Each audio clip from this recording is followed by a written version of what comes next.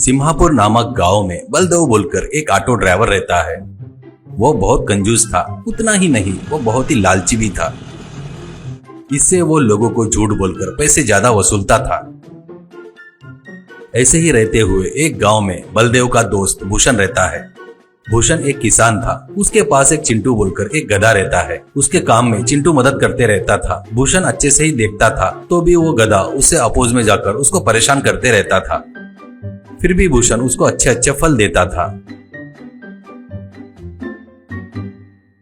ऐसे ही रहते हुए एक दिन भूषण को वो गधा जोर से मारने से बेचारे का पैर टूट जाता है।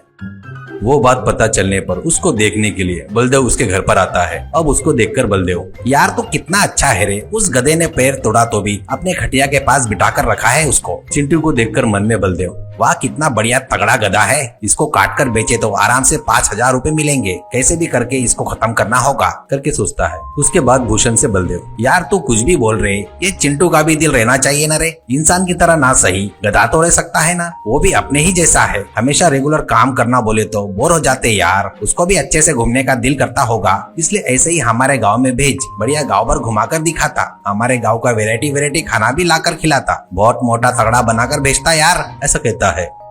तो मन में चिंटू, अरे वाह, ये बलदेव को अब तक पागल समझ रहा था, पर इसको देखे तो जानवरों से इसको बहुत ज्यादा प्यार है लगता है, मुझे कैसे भी करके इसका प्यार पाना होगा, आराम से इसके पीछे जाकर एंजॉय करना चाहिए। सोचकर उठकर भूषण को फिर से उछलकर मारता है। इससे भूषण बलदेव के साथ चिंटू को ऑटो में भेजता है।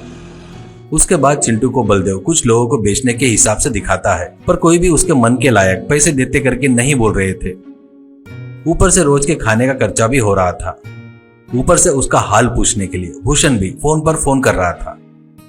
कुछ गलत सलत हुआ तो चुप नहीं बैठेगा करके बहुत सोचकर उसको एक पेट्रोल बचाने का आइडिया आता है।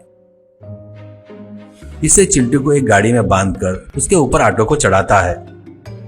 उसके बाद लोग के पास जाकर, अरे आओ भाई आओ, प्रकृति को बचाने के लिए अपने गधे ऑटो में चढ़ो, पोल्यूशन से बचो, ऊपर से ऑटो के भाड़े में 10% डिस्काउंट दूंगा करके चिल्लाना शुरू करता है। इससे लोग ये कुछ अलग है करके ऑटो में चढ़ना शुरू करते हैं।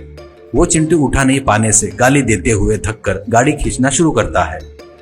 लोग भी वैरायटी रहने से बहुत देर तक वेट करके 10% डिस्काउंट बोलने से इंतजार करके उस डोंकी ऑटो में चढ़ रहे थे। ऐसे पूरा दिन घुमाने के बाद आखिर में वो लोग घर में आते हैं। उसके बाद गाड़ी में से चिंटू को बाहर निकाल कर उसके बाद उसके गले में एक रस्सी बांधकर गांव के एक कचरा कुंडे के पास लेकर जाता है।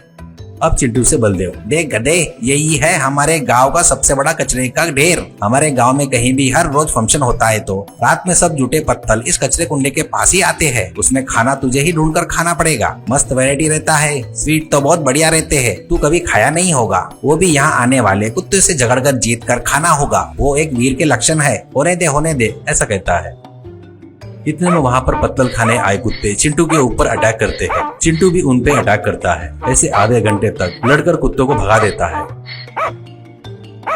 उसके बाद मन में चिंटू, अरे मर गया रे, सुबह से सबको उठा कर यहाँ आए तो ये दलितर यहाँ कचरा कुंडे के पास लाकर छोड़ा, यहाँ पर भी इतने कुत्ते से लड़कर, अरे बाप रे, इस दलितर पर विश्वास किया, इतने अच्छे देखने वाले भूषण को छोड़कर यहाँ आया इसके पास एंजॉय करने के लिए।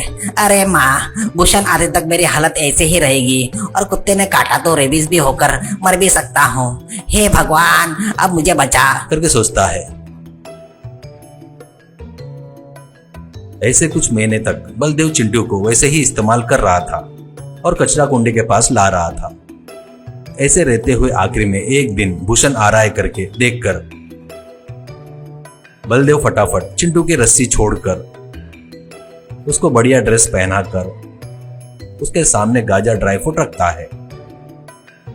अपने गधे को वैसा देखकर भूषण बहुत खुश होता है। बलदेव की भी बहुत तारीफ करता है। उसके बाद भूषण से बलदेव, चिंटू यहीं पर रहकर एंजॉय करेगा कहने से एक बार वो बातें सुनकर चिंटू को बहुत गुस्सा आता है।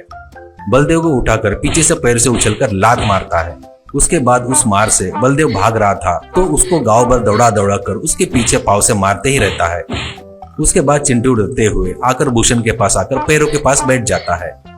वो देखकर भूषण बलदेव की पत्नी से पूछने पर वो बलदेव किए सो पूरा काम बताती है। उससे बलदेव को बहुत गाली देकर भूषण चिंटू को लेकर घर चले गया।